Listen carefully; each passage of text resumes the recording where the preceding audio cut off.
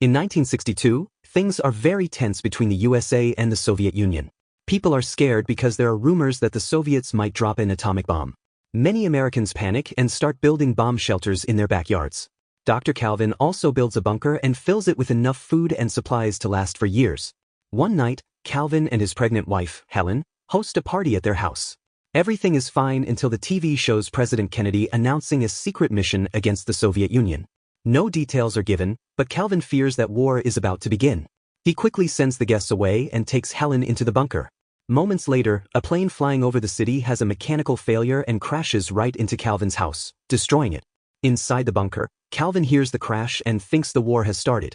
He seals the bunker and explains to Helen that the door won't open for 35 years, the time it takes for radiation to clear. When the authorities arrive to check the crash site, they find no signs of life and assume Calvin and Helen died in the accident. Time passes. Calvin feels safe inside the bunker, but Helen hates living underground. Soon, Helen gives birth to a baby boy named Adam. Years go by, and Adam grows into a smart child. Calvin teaches him school subjects, French, Latin, boxing, and even the stock market. Helen teaches him house chores and dancing. Calvin also gives Adam his baseball cards, but Adam struggles to imagine a real sports crowd. Both parents raise Adam with good manners and never curse around him, so he grows up very polite but sheltered. Above ground, their land changes hands many times. Over the years, it becomes a diner, then a pizzeria, and finally a nightclub. By 1995, Adam is 33 years old. For his birthday, his parents give him handmade gifts. When he blows out his candles, he wishes to one day find the perfect partner. Helen says they only have 2 years left. Calvin replies that he will miss this place when they finally leave. Helen gets upset and goes to another room to scream. In 1997, their 35 years in the bunker are finally over and the door opens by itself. The family is excited, but Calvin insists on checking outside first to see if it's safe. He puts on a radiation suit, takes the elevator up, and comes out in an old, abandoned building where some drunk beggars live. One of them, Melker, sees Calvin glowing in the suit and faints. Calvin then looks around outside and is shocked by what he sees. Walls covered in graffiti, people casually carrying guns, adult shops full of gross things, and strange-looking people speaking in ways he can't understand. Terrified, he runs back to the bunker and tells his family that even though the air is fine, the world is still a dangerous wasteland full of mutants. Helen finally loses her patience.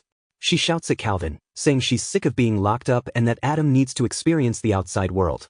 Calvin refuses, and during the fight he suffers a heart attack. With Calvin sick and their supplies running low, Helen decides to send Adam outside to buy food that will last them a couple more years. She gives him money, a shopping list, and tells him to stay at the Holiday Inn and maybe even find a nice, normal girl. Before Adam leaves, Calvin warns him not to go into the adult video store because it has dangerous radiation. Adam packs his things and heads out. When he reaches the surface, he discovers that Melker has built a small temple around the elevator, treating Calvin's family like holy beings.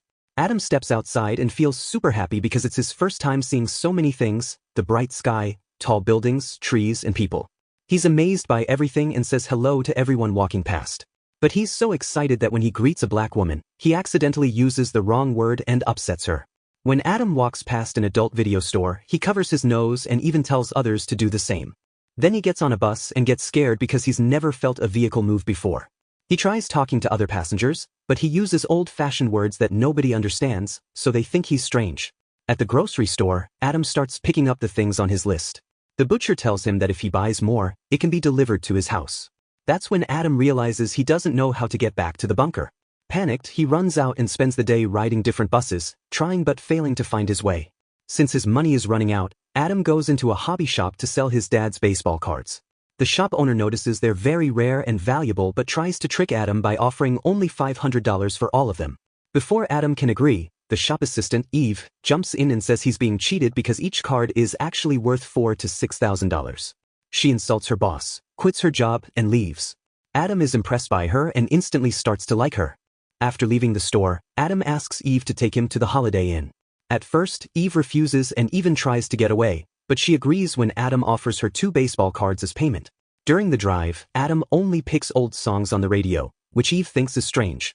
When they reach the hotel, Eve drops him off without saying anything. Adam goes to his room on the 18th floor and is amazed by the view. The next morning, Eve comes back to return the cards because she feels bad for taking so much money for such an easy job. As she tries to leave, Adam stops her and offers her another deal. He will pay her to be his assistant and help him collect supplies for the bunker. Eve agrees, and together they buy enough items to last 2 years, even renting trucks for the job. Adam also surprises her by saying he wants to find a wife. After shopping, Eve takes Adam to her house where he meets her roommate Troy. Troy notices how amazed Adam is by modern technology and starts asking questions. Adam lies, saying he's from Alaska and is in town for business. Meanwhile, Helen gets curious and takes the elevator, but when she sees Melker and his creepy friends, she quickly leaves. The next day, Troy decides Adam needs a style upgrade. He gives Adam a brand new wardrobe, making him look even more attractive. Over the next few days, Eve and Troy show Adam lots of new things, like dancing to modern music, skateboarding, and even seeing the ocean for the first time. Adam is so amazed that he jumps right into the water. He also watches a baseball game and finally understands why his dad loves it so much. One afternoon, it starts raining, and Adam stands outside in awe. When Eve checks on him, he hugs her happily and says his dad would have called this a miracle. That evening, Eve and Troy take Adam to a swing dance club to help him find a wife. They tell him just to be himself. Right away, women notice his kind personality, good manners, and handsome looks.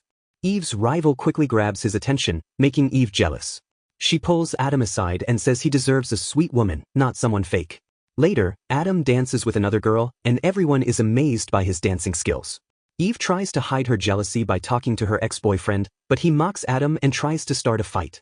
Adam quickly scares him off using his boxing skills.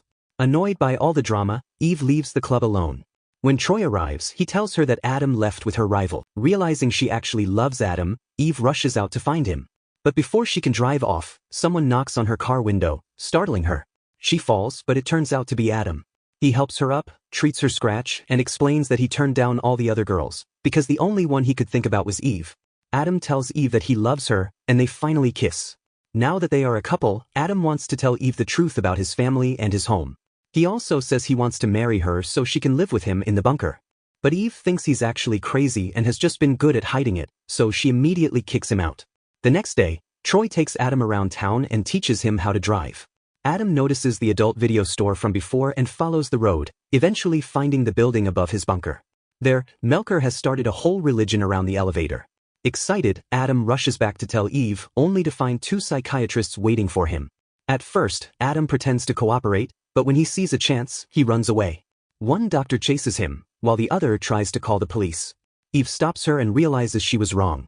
Adam runs up to Eve and gives her his hotel key so she can pay the bill, then escapes in a truck he rented, accidentally hitting the doctor's car. Later, Eve and Troy go to Adam's hotel room and find many items from the 1960s, including Calvin's stock certificates, which are now worth millions of dollars. These events make them realize that Adam was telling the truth. Meanwhile, Adam finally returns to the bunker and hugs his parents after being away for 2 weeks. He tells them the outside world is beautiful and brings in supplies, which Melker and his friends are helping to carry.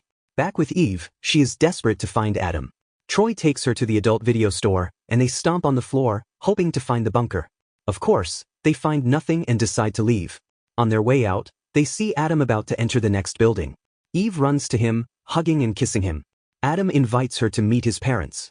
Calvin and Helen like Eve right away, and they all have dinner together. In the next few weeks, Adam and Eve sell Calvin's stocks and build a new house in the country that looks just like Adam's old home. Once everything is ready, Adam brings his parents to the new house so they can slowly adjust to the world. Later, while Helen and Eve are preparing dinner, Adam finally tells Calvin that there was never an atomic war, the bomb was just a plane that crashed into their house, and the Soviet Union collapsed.